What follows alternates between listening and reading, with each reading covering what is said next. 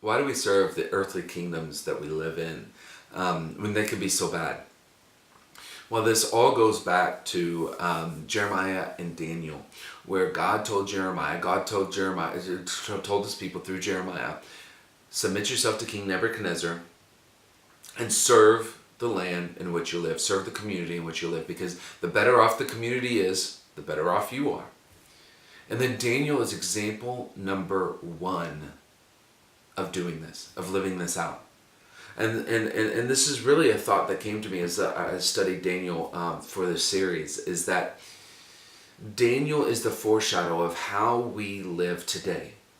That we live as citizens of God's kingdom, of God's eternal kingdom, and servants to the King of Kings. And yet we still serve this kingdom in which we live. Why do we do this? We come to Revelation 18. Every kingdom is temporary. And the ideology that every kingdom adheres to will be judged one day. That's what Revelation 18 is. See, Babylon, I don't believe, is territories, countries with borders. Babylon represents the ideology that every kingdom adheres to.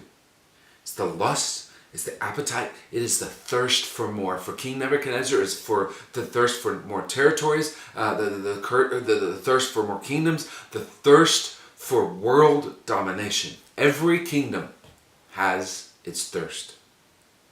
And God tells us, my people, do not be a part of this. Do not be a part of the thirst. Do not let this lust stick to you. Why? Because you serve me and you are a citizen of my kingdom.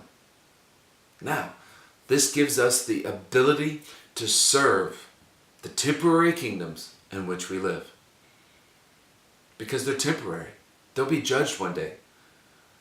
It's not up to us to judge. God will do just fine with that. It is up to us to serve. Why?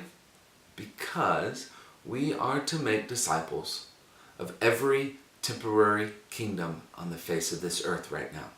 We are to go into every temporary kingdom with this thirst, this hunger, this ideology, and make disciples and tell people this is temporary. This will be judged one day.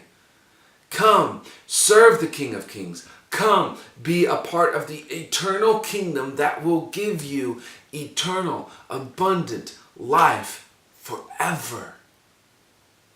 The life you think you get right now is simply temporary. Come, be a part of this kingdom. And the best way, really the only way, to bring people into the citizenship of God's eternal kingdom is that we are here to serve. We're here to serve everybody around us, to make our communities better so that people can see what God's kingdom is all about. It's not about judgment. It is about serving and loving the communities around us so that we can bring more and more people into the service of the King of Kings and into citizenship of God's eternal kingdom.